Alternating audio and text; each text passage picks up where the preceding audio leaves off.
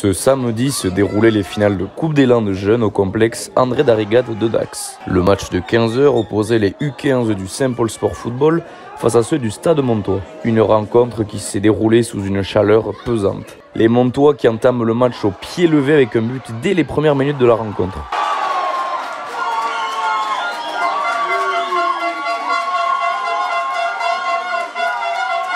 Les Saint-Paulois n'abdiquent pas et font le jeu dans la moitié de terrain adverse. Ils obtiennent un coup franc très intéressant à l'entrée de la surface de réparation jaune et noire. Et c'est le numéro 8 bleu qui, avec sa patte gauche, vient tromper le gardien d'une frappe puissante.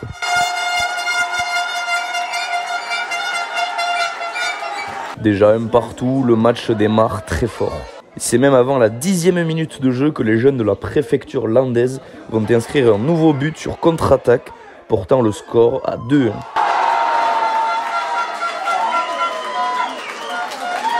Quelques petites minutes plus tard, malgré quelques occasions bleues et blanches, une erreur de relance profite au numéro 10 qui s'en va déjà inscrire un doublé.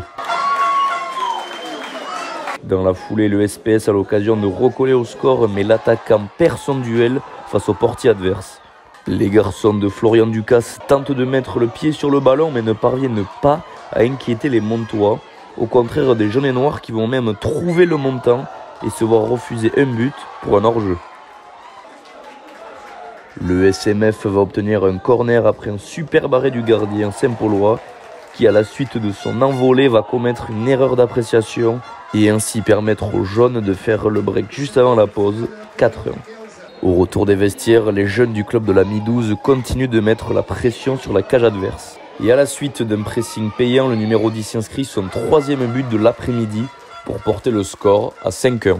Puis 6-1 quelques minutes plus tard avec encore une fois ce diable de numéro 10 présent dans tous les bons coups. L'addition est déjà salée pour les jeunes joueurs de la banlieue dacoise qui ont du mal à trouver un second souffle dans cette partie avec un soleil de plomb qui pèse sur les organismes. Malgré une envie irréfutable de revenir dans le match, les jeunes bleus et blancs butent sur le dernier rempart. Le score en restera finalement là, 6-1 au terme de 80 minutes intenses.